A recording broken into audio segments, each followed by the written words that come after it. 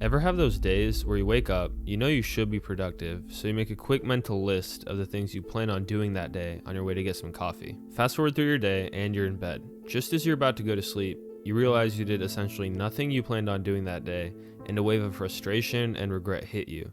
I've had plenty of these days, and they suck. I couldn't put my finger on why I failed to get stuff done day after day, even though I wanted to be productive. So I searched for solutions. I came across the Roman emperor and Stoic philosopher Marcus Aurelius. Marcus had 24 hours in the day, just like myself.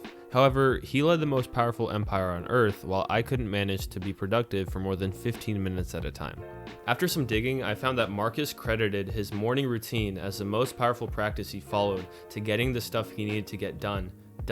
Using Marcus's wisdom, I made a routine of my own, and it's helped me prevent these mediocre days. My routine consists of two major parts: planning, which provides intentions and structure, and self-discipline, which provides accountability.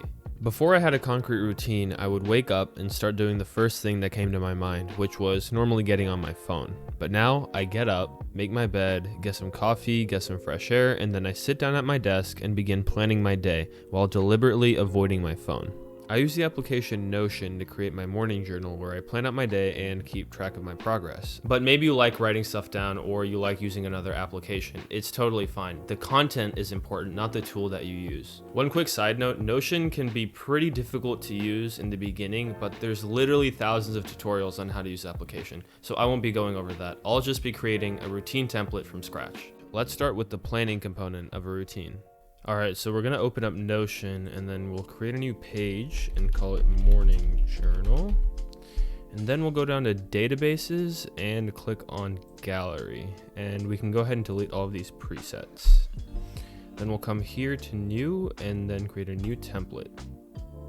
So once we have that open, we can go ahead and call this Routine, get rid of this tag that we won't be using. And then we can add a text box and name that Priorities.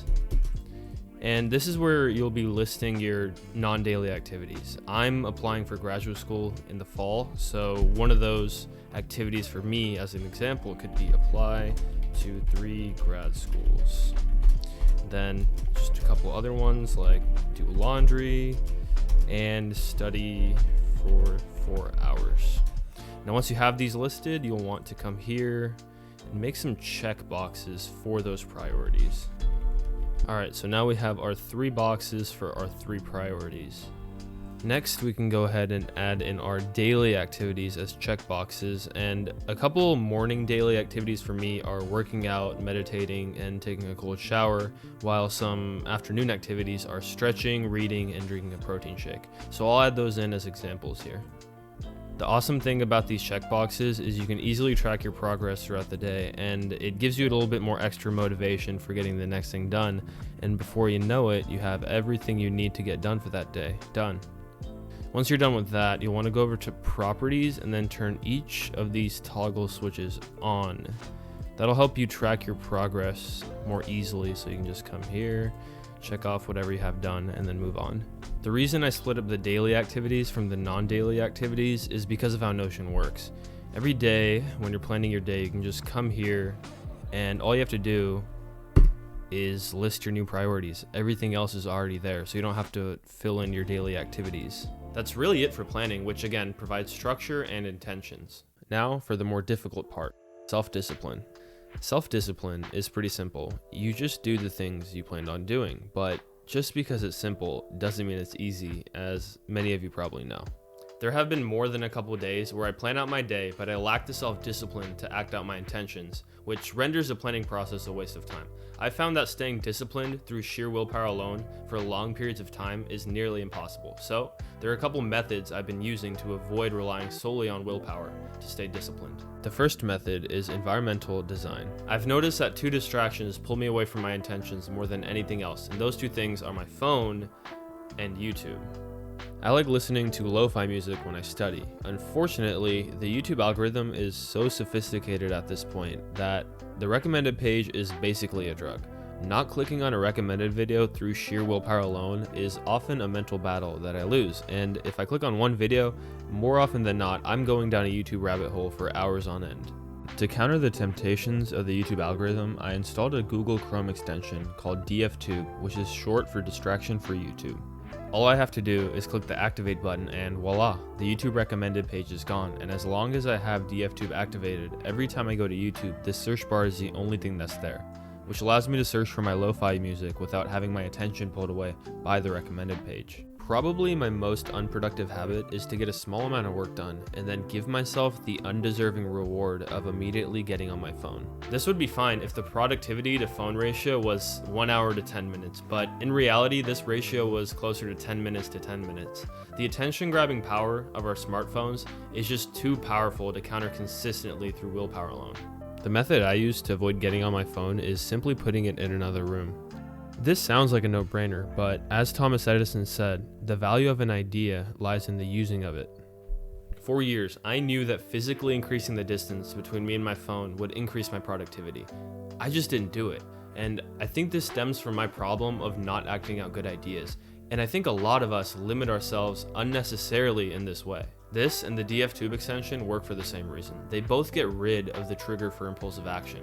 My impulses often supersede my intentional action unless the trigger is removed from the environment. It's a lot easier to not check my phone if I physically have to get up and go to another room to do so. I demonstrated how I deal with the two distractions that most cripple my productivity, but this could be different for you. Perhaps you impulsively play video games. Maybe consider putting your controller in another room. The important part is getting rid of the trigger for your impulsive behavior and increasing the effort needed to engage in that behavior. The second method is having planned breaks. I've found that combining a mental activity that I enjoy but doesn't require my full attention with a physical activity that I have to do that day that also doesn't require my full attention is the perfect combination for a break from mentally draining work. Typically, 4 15-minute breaks or so are enough for me to feel recharged without going overboard. For instance, I like watching TED Talks, so that's what I'll do when I feel mentally drained, but I also combine that break with something else I need to do for that day, like cleaning up my room. The last method that I use is less of a practice and more of an understanding. I call it understanding habitual adaptation. The bad habits we have are so hard to break because we've been repeating a behavior for so long, and the good habits we intend on creating are so hard to maintain because we haven't been repeating a behavior for so long. The most mental effort it took me to go work out was day one, but now that I've been working out regularly for over 2 years, going to work out is nearly as automatic as brushing my teeth. Now, there are still those days where I feel resistance to working out, when my bed feels extra warm in the morning and I just don't feel like it. I sometimes skip working out, but the maximum resistance I feel now is just a fraction of the resistance I felt when I started. Understanding that repeating any behavior will make it easier to do in the future can provide motivation for us in the moment when our self-discipline falters. Every time that I want to undertake something new, the resistance to start is always there, subtly reminding myself that it will get easier and likely more enjoyable as I continue down that path is often the difference that helps me move past that resistance. Iterate. While starting a routine is the first and most important step in this process, the second step is to iterate. My initial routine looked very much like the example routine that I've shown here, but as I followed it day after day, I saw more opportunities to tweak and add new things to it. Every time I come across an idea that I think I could benefit from, I add it to my routine and I observe how it changes my life on a daily basis. While iterating positive things into my life, I also try and iterate out negative things simultaneously. I noticed that my productivity was a lot better in the morning and afternoon than in the evening. It seemed like my mental bandwidth just tanked after I ate dinner. The culture of college students is to stay up all night to study and then wake up with just enough time to make it to class, which is like 1 minute now with virtual classes and everything. I followed that cultural trend for the first 3 years of college, but last year I decided to do something different. I started going to sleep earlier and waking up at 5 so I could do some schoolwork before class, and then I could finish most of the time the rest of the work I had before dinner. I eliminated having to study during my low productivity time frame, and by making this shift, I got more sleep because I could finish my work in less time, and on top of that, I got more free time at the end of the day. I think a lot of the systems that we have for doing anything have flaws, and I think it's worth our time and energy to identify those flaws and then iterate them out of our system and ultimately our routines to make them more enjoyable and productive. Challenges and misconceptions. There will be those days where distractions win over intentions. Hell, I've had weeks where I plan out my day, but I struggle at finishing my daily activities, let alone my priorities. Also, there are atypical days like holidays or birthdays where it's not only fine, but probably healthy to get away from a routine for a day or two. The important part is consistently going back to the routine when it's time to do so. The major misconception about routines is that they'll restrict your freedom, and this often deters people from using them. But in practice, I found the opposite to be true, and so is Ryan Holiday, the author of the New York Times bestseller, Stillness is the Key, where he states, "It's strange to us that these successful people, who are more or less their own boss and are so clearly talented, seem prisoners to the regimentation of their routines. But the greats know that complete freedom is a nightmare. They know that order is a prerequisite of excellence, and in an unpredictable world, good habits are a safe haven of certainty. In fact, freedom, power, and success require self-discipline because without it, chaos and complacency move in." A routine does not restrict your freedom. Rather, it allows for its existence. It's impossible to be free when responsibilities keep piling up because there's no structure to our day or accountability for actions. A routine isn't an unchangeable law of doing things in a certain order day after day. It's a tool that we can use to create the pockets of space we need to do the things we find meaningful. It provides freedom because we can consciously decide how we want to live out each day instead of acting on impulse. When I procrastinate, I don't feel all that great, and nothing gets done. It's a lose-lose. Conversely, when I indulge in entertainment after a productive day where I've checked off all the boxes in my morning journal, I feel like I've earned it. It's a win-win.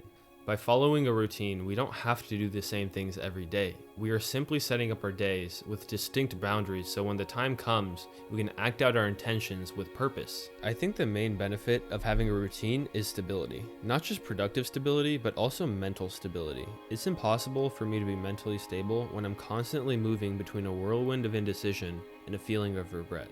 But when I act out my intentions, I feel grounded, like I'm actually utilizing whatever control of my life the universe has given me. I can have my days content. Instead of being frustrated about what I didn't do the day before, I look forward to what this new day will bring, and I believe that is worth the effort. I hope you got something useful out of this video, and thanks for watching. I'll catch you on the next one.